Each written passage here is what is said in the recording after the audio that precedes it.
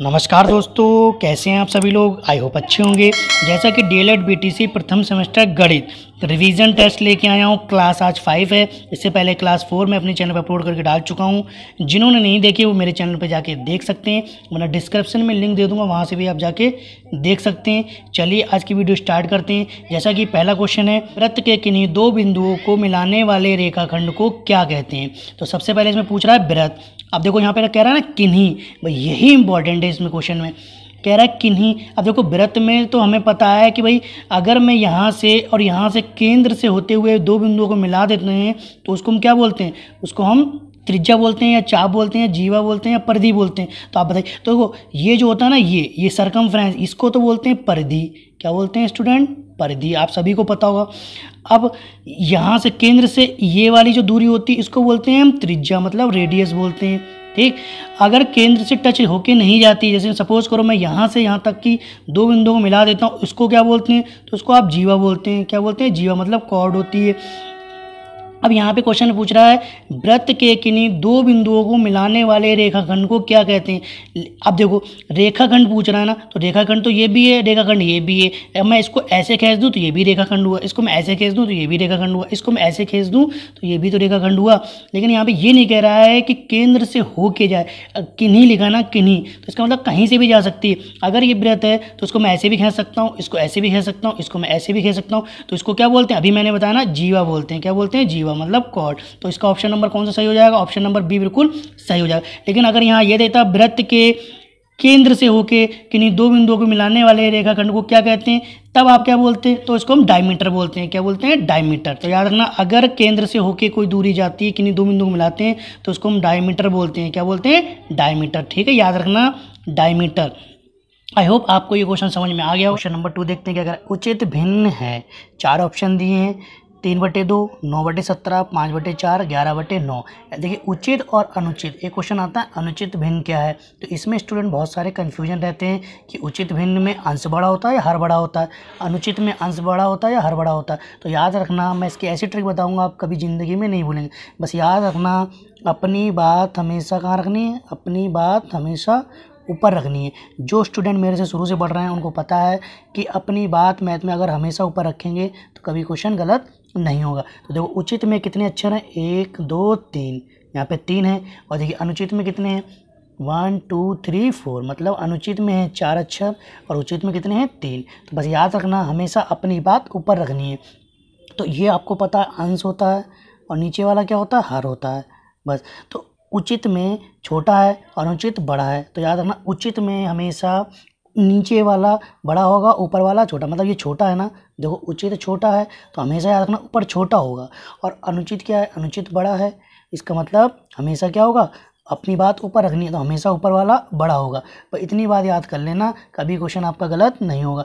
देखिए अब उचित छोटा है तो इसमें देखिए छोटा कहाँ है? तो देखो यहाँ पे, तो यहाँ पे हर से अंश बड़ा है, यहाँ पे छोटा है, यहाँ पे बड़ा है और यहाँ पे बड़ा है। मतलब ये बड़ा है, ये बड़ा है और ये बड़ा है। यही एक ऐसा है जो छोटा है, मतलब 9/17, मतलब हर से अंश क्या है? छोटा है। तो मैंने बताया ना, उचित में छोटा लेंगे, अनुचित में बड़ा। तो ऑप्शन नंबर बी बिल्कुल सही हो जाएगा। अब देखिए क्वेश्चन नंबर 3 में क्या है? बड़ा है ना, अनुचित बड़ा है तो अपनी बात हमेशा कहाँ रखनी? ऊपर रखनी है। तो बड़ा लेना है आपको। तो ये बड़ा कहाँ है?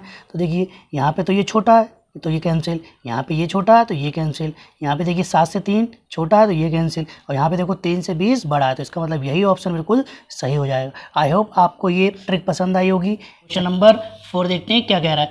3 संख्याएं 1:2:3 के अनुपात में है। यदि उनका महत्तम समावर्तक 12 है तो वो संख्याएं होंगी। तो देखो हमें रेशियो में क्वेश्चन दिया है, तो रेशियो में क्वेश्चन हमेशा आप x मान के करना, वरना आप सॉल्व नहीं कर पाएंगे। तो यहाँ हो गया 3x, मतलब 1x 2x और 3x, और हमें पता है इसका मासा कितना दिया है? 12। तो बस इस x की वैल्यू आपको पता है 12 है, तो इसमें मल्टीप्लाई कर दो। तो 1 में 12 की मल्टीप्लाई कर देंगे, 2 में 12 की मल्टीप्लाई कर देंगे और 3 में 12 की मल्टीप्लाई कर देंगे। तो 12 एकम 12, 12 दूनी 24 और 12 तियाँ 36। तो यही आपकी क्या आ जाएंगी संख्या। आप डायरेक्ट भी बता सकते थे कि 12 एकम 12, 12 दूनी 24, 12 तियाँ 36, क्योंकि मासा जो होता है वो हमेशा लासा का कॉमन होता है। जब भी आप लासा मासा निकालेंगे तो हमेशा लासा मासा से डिवाइड होगा ही होगा। तो इसका ऑप्शन नंबर कौन सा सही है? तो ऑप्शन नंबर बी बिल्कुल सही हो जाएगा, 12, 24, 36। चलिए क्वेश्चन नंबर अगला देखते हैं क्या कह रहा है। जैसा कि क्वेश्चन नंबर 5, निम्नलिखित में 9 का अपवर्त्य, अपवर्त्य का मतलब क्या होता है? अपवर्त्य का मतलब होता है गुणज। क्या होता है? गुणज, मतलब मल्टीपल। तो आपको ये बताना 9 का मल्टीपल बताइए। और मैंने बहुत अच्छे से पढ़ाया है अपवर्त्य समावर्त्य। जिन बच्चों ने नहीं देखा वो मेरे चैनल पर जाके देख सकते हैं। एचसीएफ और एलसीएम मैंने पूरा फुल डिटेल में पढ़ाया है। चलिए, 9 का अपवर्त्य बताना है तो गुणज बताना है, मतलब 9 का पहाड़ा पढ़ना है। क्या पढ़ना है? पहाड़ा। जब भी क्वेश्चन में अपवर्त्य दे बस पहाड़ा पढ़ देना, आपका आंसर आ जाएगा। 9 एकम 9, 9 दूनी 18, 9 तीन 27, 9 चौक 36। बस यही आपका क्या हो जाएगा? Right answer. अपवर्त्य का मतलब पहाड़ा, बस याद रखना पहाड़ा होता है। आई होप ये भी क्वेश्चन आपको समझ में आ गया होगा। चलिए क्वेश्चन नंबर 6 देखते हैं। 2, 4, 6, डैश डैश आदि संख्याएं हैं। तो देखो 2, 4, 6, 8। अब मैं पूछूं 4 कैसी संख्या है? तो आपको पता है ये सम संख्या है, इवन नंबर है। 2 भी क्या है? ये सम संख्या है। तो इसका मतलब ये इसमें ऑप्शन दिए हैं, सम संख्याएं, विषम संख्याएं, अभाज्य संख्याएं, प्राकृतिक, ये सम संख्याएं होंगी। तो ऑप्शन नंबर ए बिल्कुल सही हो जाएगा। चलिए क्वेश्चन नंबर 7 देखते हैं क्या कह रहा है। ऐसी संख्याएं जो 2 से भाज्य नहीं होती हैं उन्हें हम क्या कहते हैं? जो 2 से नहीं घटती, जैसे कि मैं 3, अब मैं कहूँ उसको 2 से काटो, ये कटेगी? नहीं कटेगी। जैसे 5 2 से कटेगी? नहीं कटेगी। उन संख्याओं को क्या कहते हैं? तो अभी बताया ना, जो इवन नंबर होते हैं जैसे कि 2, 4, 6, 8, ये तो होगा इवन। लेकिन मैं कहूँ 3, 5, 7, 11, ये कैसे नंबर हैं? ये विषम संख्याएं हैं। तो ऑप्शन नंबर आपका कौन सा सही हो जाएगा? तो ऑप्शन नंबर सी बिल्कुल सही हो जाएगा, विषम संख्याएं। चलिए क्वेश्चन नंबर 8 देखते हैं क्या कह रहा है। संख्याएं 0, 1, 2, 3, 4 डैश डैश डैश कहलाती हैं। तो देखो यहाँ पे अगर मैं ये 0 छुपा लेता इसको ऐसे करके, अगर ये सपोज करो 0 ना हो, तो मैं पूछूँ आपसे 1, 2, 3, 4, 5 डैश डैश क्या कहलाएंगे? तो आप इसको बोल सकते थे ये नेचुरल नंबर है, 1, 2, 3, 4, मतलब प्राकृतिक संख्या है। लेकिन 1 से पहले अगर 0 लग गया तब इनको क्या कहते हैं? तो आपको मैंने बताया है, ये भी मैंने एचसीएफ एलसीएम में पढ़ाया है कि वो पूर्ण संख्याएं होती हैं। जब भी 0 से स्टार्ट होता है वो होल नंबर कहलाते हैं। क्या कहलाते हैं? Whole number. ये भी मैंने आपको बहुत अच्छे से पढ़ाया है। इसका मैं आपको एक एग्जांपल भी देता हूँ।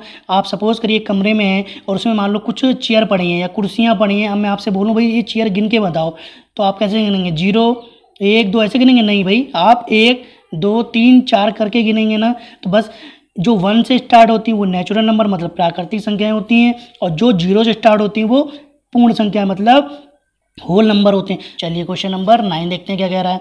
12, 24, 36 का महत्तम समावर्तक ज्ञात करना है। तो देखिए मासा ज्ञात करना है, तो मासा आप भाग विधि से भी ज्ञात कर सकते हैं। तो मैंने बताया था पहली छोटी संख्या और दूसरी छोटी संख्या में आप भाग करके देख लो और आपका मासा फाइंड हो जाएगा। तो मैं 12 से 24 में भाग कर देता हूँ, तो 12 एकम 12, 12 दूनी 24, तो पूरा पूरा कट जाएगा।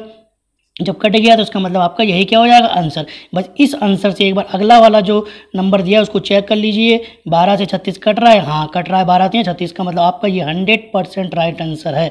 तो ऑप्शन नंबर ए बिल्कुल सही हो जाएगा। और आप डायरेक्ट भी कैसे कर सकते थे, इनका डिफरेंस कितना है 12 और इनका डिफरेंस कितना है 12।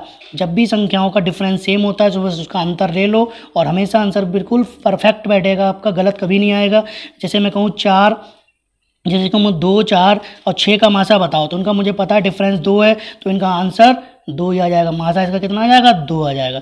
चलिए क्वेश्चन नंबर 10 देखते हैं क्या कर रहा है।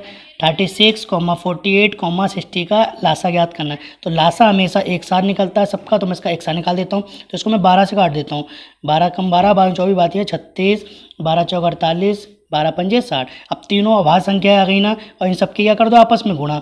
तो 12 गुणा 3 गुणा 4 गुणा 5। अब 12 3 हो गया आपका 36। इसको गुणा ऐसे कर लो और इसकी गुणा ऐसे कर लो, 4 पंजे 20। अब 36 नहीं पता है मुझे, 72 होता है, मैं 72 लिख दूंगा और 0 का 0 बिना मल्टीप्लाई करे आप डायरेक्ट आंसर निकाल सकते हैं 720। ऑप्शन नंबर डी बिल्कुल आपका सही हो जाए। अब कुछ बच्चे क्या होंगे, पहले 12 की 3 से रफ में गुणा करने बैठ जाएंगे, फिर जो आएगा फिर उसकी 4 से गुणा करेंगे। ऐसा नहीं करना है, आप ऐसा गुणा करो कि 4 पंजे 20, लास्ट में 0 आना चाहिए। हमें पता है 36 दूनी 72, तो आराम से हम फाइंड कर सकते हैं। आई होप आपको ये 10 क्वेश्चन पसंद आए होंगे। अगर ये वीडियो पसंद आई आपको तो प्लीज़ चैनल को सब्सक्राइब और लाइक ज़रूर करिए। तब के लिए धन्यवाद, थैंक यू।